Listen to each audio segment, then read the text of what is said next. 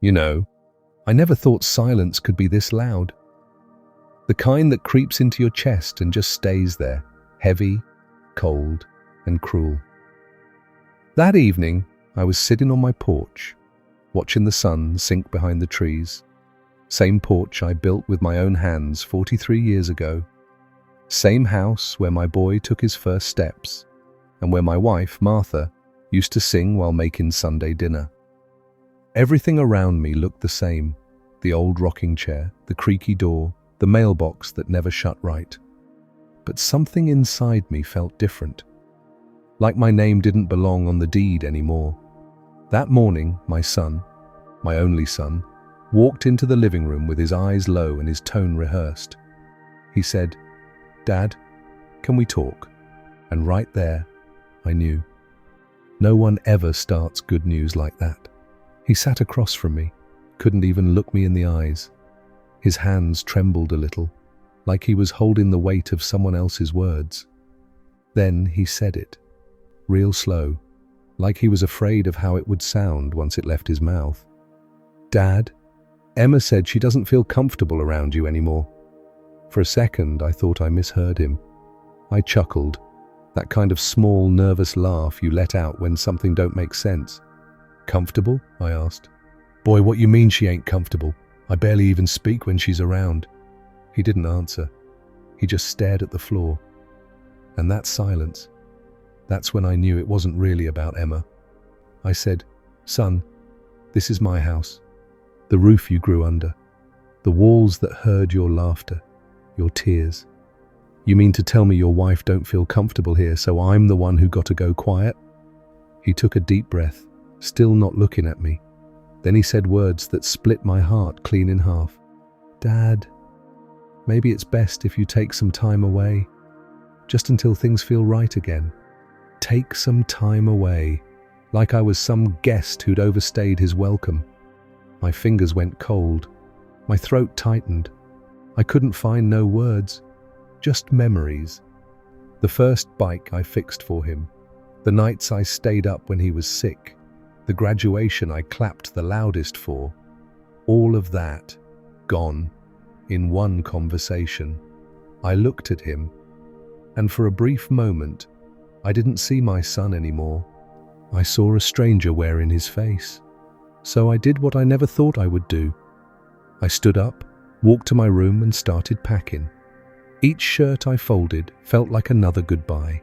Each drawer I emptied felt like a piece of me leaving too. When I zipped up my old brown suitcase, the house felt so quiet, like it was holding its breath, watching me walk out. Before I left, I turned back one last time, and there he was, my boy, standing at the bottom of the stairs, looking torn between guilt and relief. I whispered, "You know, son, one day you'll understand what it means to build something, only to be told you no longer belong inside it." And I walked out, no anger, no shouting, just that silence again, louder than ever. I didn't drive far that night, didn't even know where I was going. I just kept driving past the same streets. I once taught my son to ride his bike on past the church where I said I do to Martha, past everything that once made sense. The world outside my windshield looked blurred, not because of the rain, but because my eyes couldn't hold it all in no more. It's strange how you can lose everything without anyone dying. When I finally pulled over, it was in front of an old motel just off the highway. The kind of place where nobody asks questions and the walls are thin enough to hear someone else's loneliness. Room 107. That's where I stayed. That night, the air smelled like rust and cheap detergent. I sat on the edge of that narrow bed and stared at my phone for hours, waiting for a message, any message. But it never came. You see, when a man spends his whole life protecting his family and suddenly he becomes the one they need protecting from, that's a wound words can't patch up. The next morning I got up before sunrise. Habit, I guess. My body still thought it had someone to make breakfast for. I walked out with a cup of motel coffee and watched the sky turn from grey to gold. And that's when it hit me. I didn't leave my house. My house left me. A few days passed, no calls, no visits, just me and the quiet hum of regret. But on the 5th day, the day I decided to go back, just to pick up a few things I'd forgotten, I learned something that made my heart stop cold. When I walked up to my porch, there was a new car in the driveway. Shiny, expensive, not mine. And through that window, my window, I saw her, Emma, laughing. Right there in my living room, the same woman who said she didn't feel comfortable around me, sitting comfortably on my couch, feet up, like she owned the place. And my son, he was serving her coffee in my mug. For a moment I just stood there, like some ghost watching his own life play out without him. I knocked, slow, deliberate. They both froze. He opened the door, eyes wide, like he'd seen a shadow he wasn't expecting. "Dad, you shouldn't have come back," he said, quietly. I took one step inside, looked around. The furniture had been moved, my photos replaced, even the one of me and Martha, gone from the mantel. Everything smelled different, like it'd been erased. I turned to Emma. "Don't worry," I said calmly. I ain't here to make nobody uncomfortable. I just came for what's mine." And that's when I saw it. My Bible, the one Martha gave me on our 25th anniversary, sitting under some magazines. I picked it up, brushed off the dust and said, "Funny thing about comfort, Emma, sometimes it don't come from where you live, it comes from what you deserve." Then I looked at my son, tears stinging my eyes. "You may think you chose peace, son, but what you really did was choose silence." And silence got a way of echoing back. I left again. This time for good. But I wasn't broken anymore. Just quiet. The kind of quiet that comes before a storm. Because if life taught me one thing, it's that truth always finds its way home. You ever felt a silence so loud it talks back to you?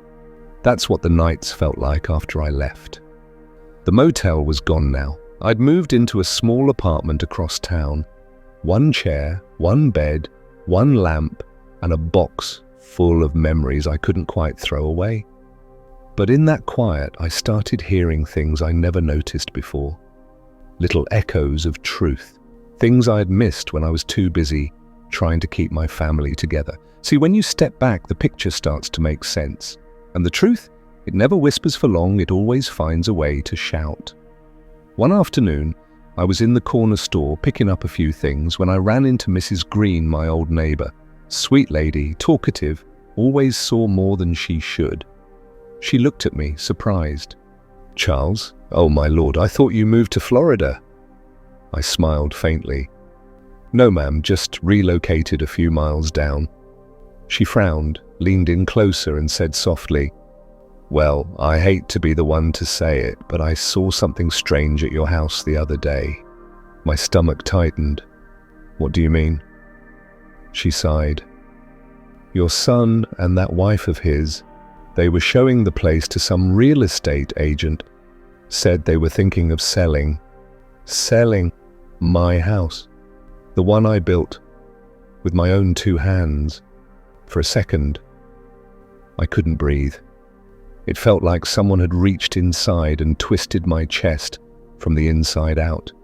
I thanked her, left the store, and sat in my car for a long while, watching the rain slide down the windshield, trying to make sense of it all. That night, I went back. Not to fight, not to beg, just to see. The for sale sign was already up, bold, fresh, mocking.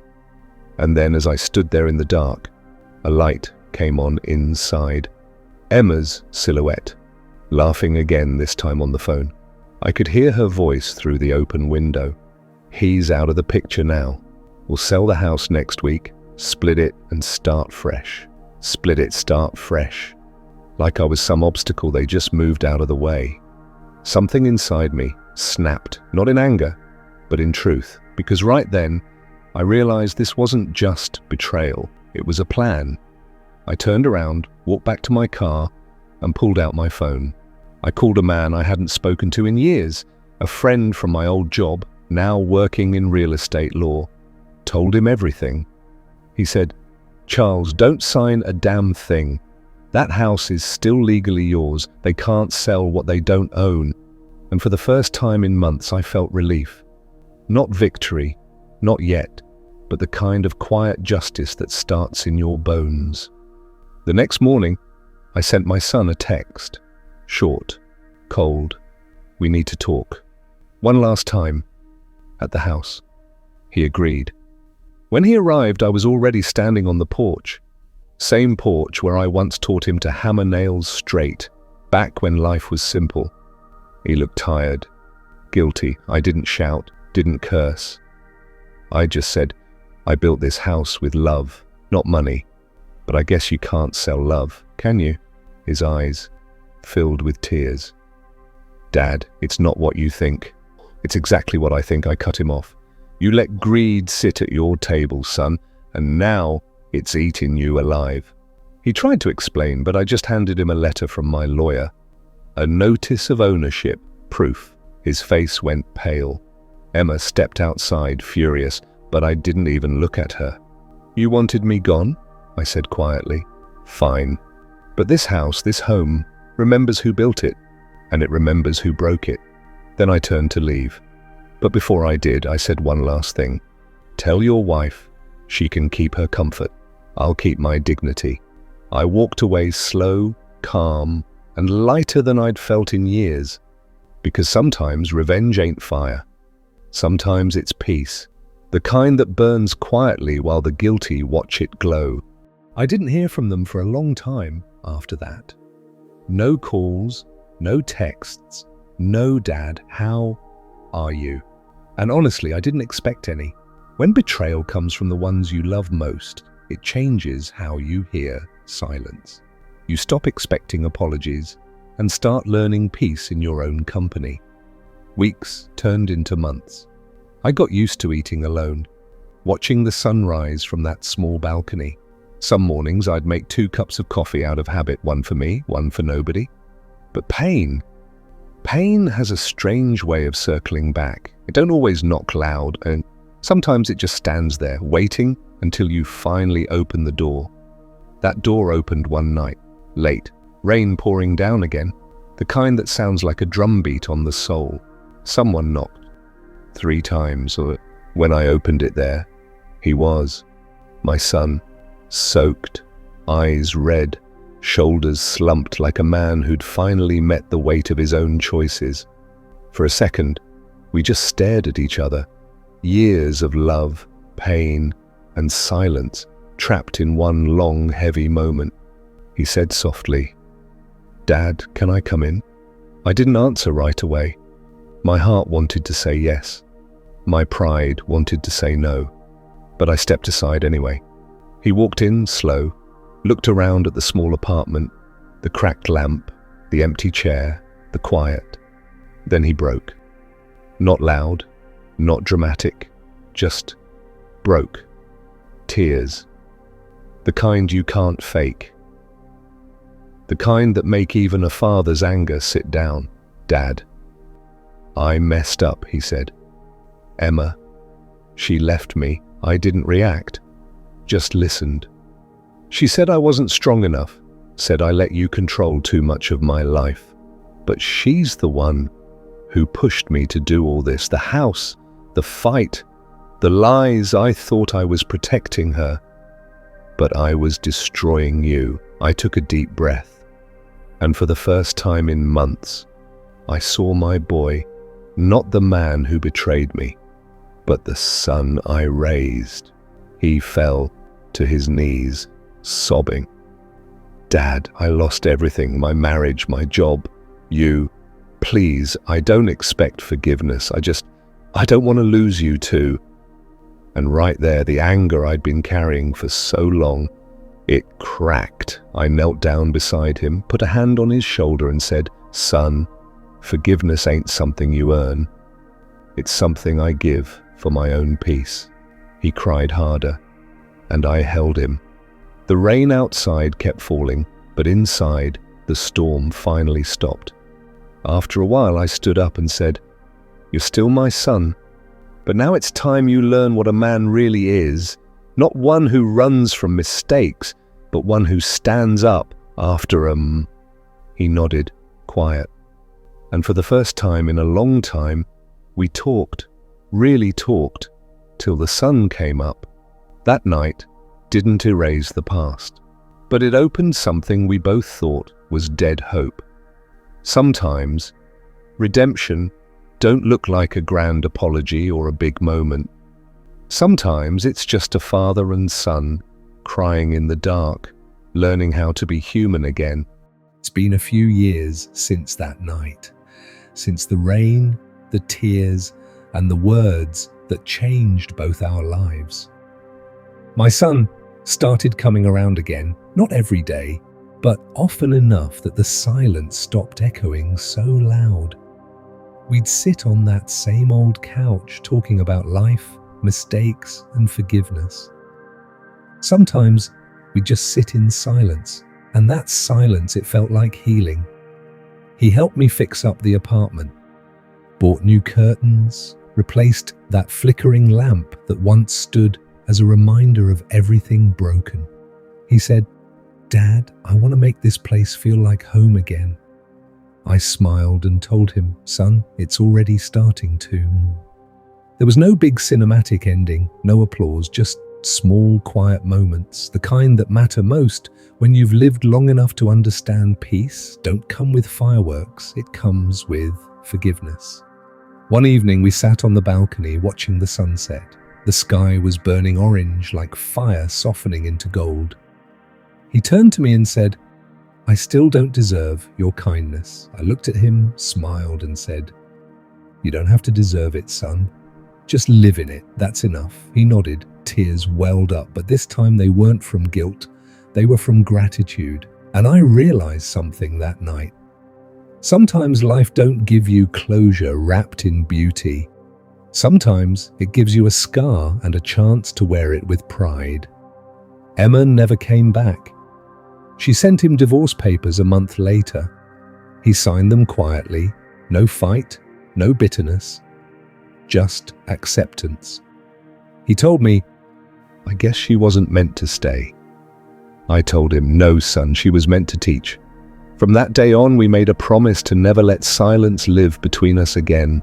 And though the world outside keeps moving, my heart's been still in a good way.